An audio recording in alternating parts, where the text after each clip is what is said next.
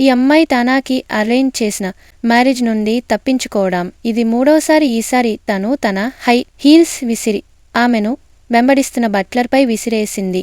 తరువాత తను ఒక గడ్డం ఉన్న వ్యక్తిగా మారువేషం వేసుకుని ఒక కారు విండో గ్లాస్ మీద తనని చూసుకుంటూ ఉంటుంది.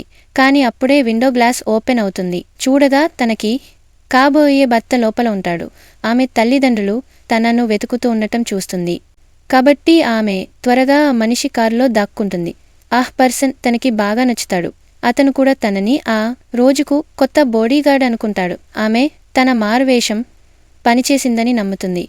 ఆమె కార్లో నుండి బయటపడబోతుంది. కానీ అప్పుడే తన తల్లిదండ్రులను గమనిస్తుంది. వాళ్ళు బయటే ఉంటారు. సో తను కారులోకి తిరిగి వచ్చి తాను కొత్త బాడీగార్డ్నని ఆ పర్సన్కి చెబుతుంది. ఇక డ్రైవర్ మీ కాబోయే భార్య మళ్ళీ పారిపోయింది అని చెబుతాడు. కానీ అతనికి తెలియని విషయం ఏమిటంటే అతని కాబోయే భార్య అతని పక్కనే కూర్చునింది. అతను బాడీగార్డ్ రెజ్యూమెని చూస్తూ ఉంటాడు.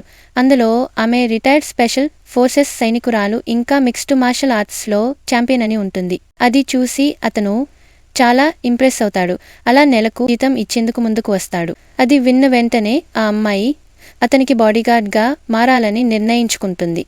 అకస్మాత్తుగా కారు షార్ప్ టర్న్ తీసుకుంటుంది. అమ్మాయి అతనిపై పడుతుంది. దొరికిపోయా అని ఆ అమ్మాయి అనుకుంటుంది. కానీ ఆ పర్సన్ నీకు చాలా పవర్ ఉంది అని పొగుడుతాడు.